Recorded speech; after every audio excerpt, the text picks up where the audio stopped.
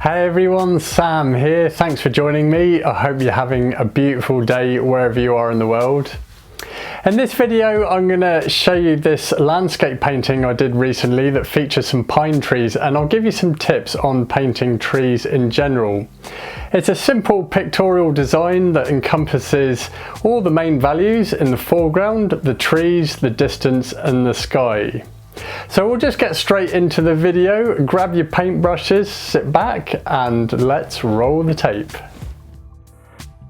I'm painting on a 10 by 12 linen panel, and this is oil primed medium weave linen that's mounted to Baltic birch, and these are pre-made by a company called SourceTech that are available from canvaspanels.com, and I've put a link in the description.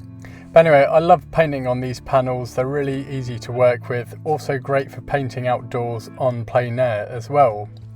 This painting is inspired by the Otago region in southern New Zealand. There's lots of really rugged mountainous landscapes there. So the first thing I do is I start sketching out my composition. I'm using oil paints here, but you could also use acrylics as well. And I start off using burnt sienna mixed with Liquin Original, and Liquin Original is the medium I'm using.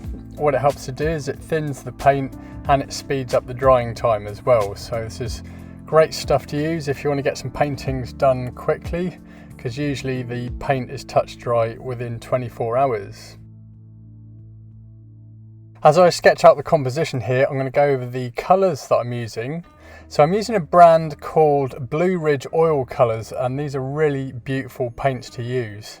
The colours are really vibrant and you can get some really natural looking colours with them that you'd find in the landscape. So the colours I'm using here include titanium white, burnt sienna, yellow ochre, cadmium yellow, cadmium orange, alizarin crimson, ultramarine blue and phthalo green. I'm using a fairly limited palette here, and I prefer this just because I find the colour mixing easier, and it will also help you with your colour mixing. It also helps with the colour harmony in my painting as well, because as I'm using less colours, it means I'm more likely to be using similar colours throughout my painting, meaning that there'll be more colour harmony in my painting and my painting will read better. If you'd like to get your hands on some Blue Ridge oil colours, I've put the link in the description box below. Now for the purposes of this video, I'm just going to focus on the trees, and I'll give you some tips on painting trees. The composition I'm using here loosely forms a tunnel composition, so the pine trees are the main kind of feature of this painting. And what I've done is I've put a bunch of pine trees together and then created a gap, and then there's a pine tree on the right. The one thing I've done with this gap in this composition is to make sure that it's not in the middle. We don't want any kind of centered objects, otherwise this will really spoil the composition and it will just be really distracting. So never put anything in the middle. Same with horizon lines, never have those in the middle either. Either go for a low horizon or a high horizon, and here I've gone for a lower horizon.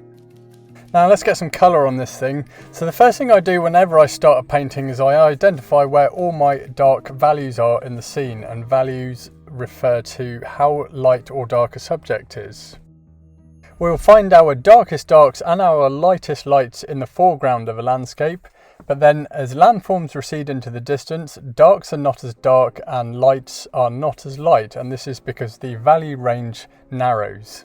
So whenever I paint an artwork like this where there's lots of trees in it and it's the main feature of the painting, I start by painting the shadows within the trees first. So what I've done here is I've started off with the stems, and I've used a mix of ultramarine blue with burnt sienna, a little titanium white and some alizarin crimson. I mark this in here with a number 3 flat brush, and I'm mainly using flat brushes in this painting. In fact, for most of my paintings, these are the brushes I use most of all. I find that they're really easy to use and you get some really nice painterly marks with them. The brand I'm using is Rosemary & Co, and they're a British paintbrush brand from the UK, and if you want to get hold of some of those, I've put a link in the description box below. So I've marked in some of the main stems and scaffold branches, and then what I do next is I start painting the foliage. The foliage is mostly in shadow, and I use a mix of ultramarine blue and yellow ochre. I'm only using a small amount of yellow ochre in the mix and it forms a really dark green. I'll be layering on some lighter values later on in the painting. I'm using a number 5 flat brush to mark in the main areas of tree foliage, and I've found that these are great for painting conifer trees, especially pines. I've marked in the main dark areas within the pine trees, and then I work back into the landscape because I'm still applying my dark values first of all. I'm painting in some of those shadows in the distant hills here, and I'm using the same colours that I've used for the pine tree stems. A mix of ultramarine blue with burnt sienna, some titanium white and alizarin crimson, but I'm using much more titanium white now to create a mid-tone as the value is going to be lighter. Then when it comes to painting the clouds, again I'm using the same colours but with much more titanium white in the mix. I still edge that mix on the blue side so that there's not too much burnt sienna in it, because too much burnt sienna can make the clouds and some of these other darker values look muddy. I'm careful to work around the tree foliage because I don't want those colours to accidentally mix in with each other.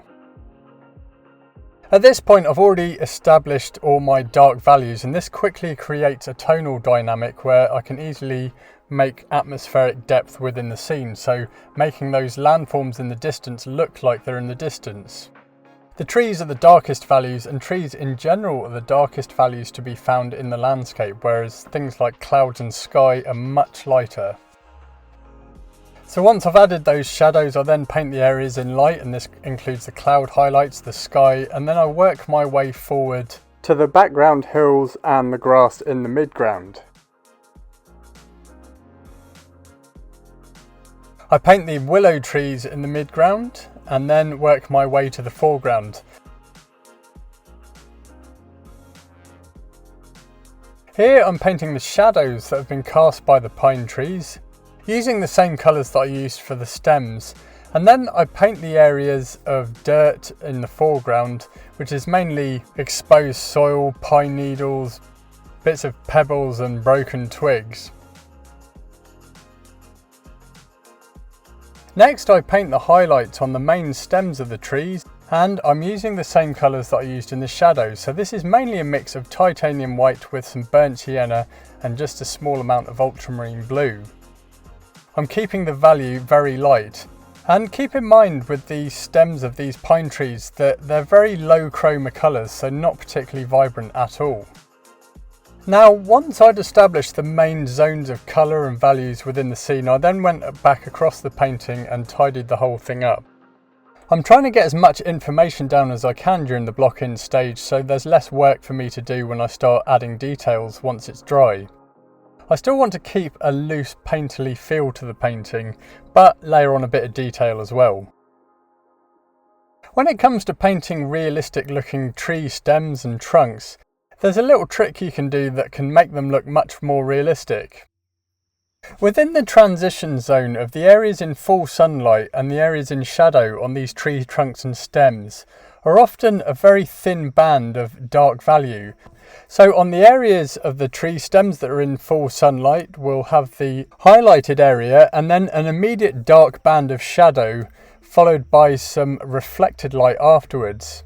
And it's this dark band of shadow that's going to help to create a more realistic and rounded looking tree trunk. So as I said, we've got the areas in light, a dark band of shadow, and then the rest of the trunk that's in shadow but that's got some reflected light on it.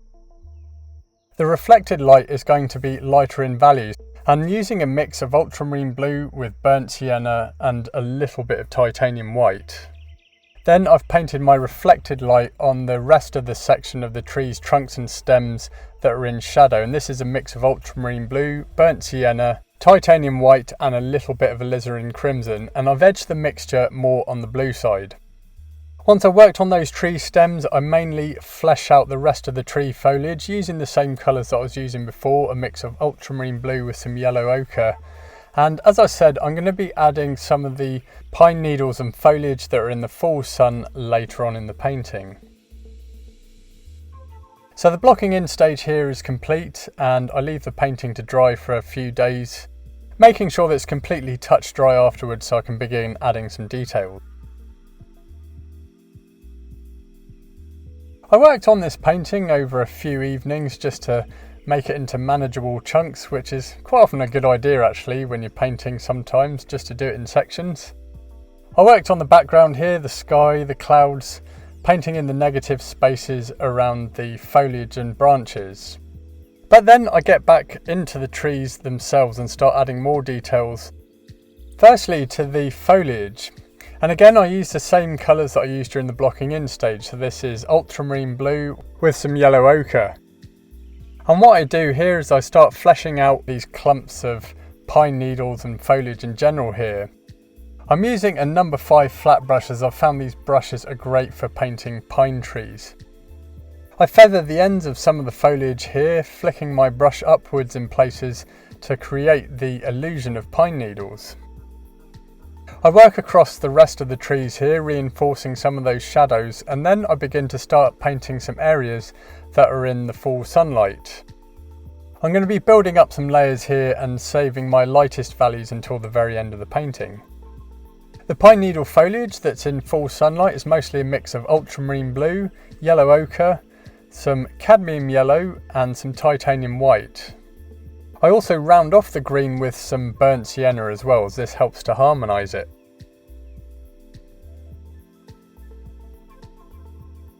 I start marking in the pine needles that are in light with a number 5 flat brush. Now once I'd worked on the foliage here in the pine trees, I left it and worked on some other areas within the painting, specifically the background, and then I let it dry again. Once these trees were completely dry, it was back to adding more detail to them. And the thing that I did here now was to add more cracks and furrows within the pine bark itself. This is a mix of ultramarine blue and burnt sienna, and I used a number 3 filbert brush to mark in some of these cracks. The filbert brushes are great because they have a rounded end to the tips of the bristles, so you can get some much finer marks with them. So I'm not only painting some of these cracks and furrows within the bark, but also reinforcing some of those shadows as well. Now there's obviously more work that I did to this painting, but I finish up the pine trees by adding some final layers of paint to the foliage and also some highlights to the stems as well. I was using the same colours mix that I used before, but making the value a bit lighter because this is where I'm applying my final highlights, which I've saved to the end. I finish up the trees by painting some highlights on the pine tree foliage as well, again using the same colours as before but with some lighter value green. Now when it comes to finishing up the painting, I always find that it's really just filling in some last little bits of detail here and there, which is how this painting ended.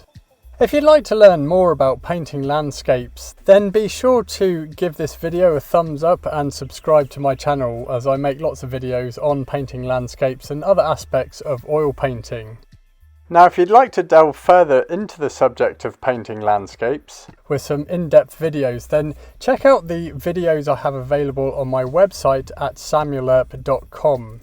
I've also got some free painting resources there as well, including a painting blog which has got lots of written painting tutorials on there as well, and I also provide reference photos if you'd like to have a go at painting them. I'm also giving away a free ebook on Introduction to Oil Painting when you subscribe to my email list. Now, as well as my website with the full-length painting tutorial videos, I also have full-length painting tutorials on my Patreon channel, where for just $5 a month or $51 annually, where you save 15%, you get instant access to all of my painting tutorial videos which I've made over the last year and a half, and you get a new full-length painting tutorial video every month, and I delve into detail here on each painting where I show you the whole process, including mixing all the colours, which I demonstrate on my palette. Now I actually have a full-length version of this particular painting video on my Patreon channel, and as I say, I show you the whole process from start to finish with every aspect in the painting, and again including how to mix all of the colours which I demonstrate on my palette. And I've put all the links to the websites I've just mentioned and my Patreon channel in the description box below, so check that out. With all the videos I have there now, my Patreon channel is actually like a landscape painting course. So I hope you enjoyed this video and that it inspires you to have a go at painting trees. As I say, these are one of my favourite subjects to paint. They just look absolutely awesome in landscapes. Feel free to leave me some comments or make suggestions on videos you'd like me to make. I always love reading the comments. Thanks again for watching, have a beautiful day and happy painting.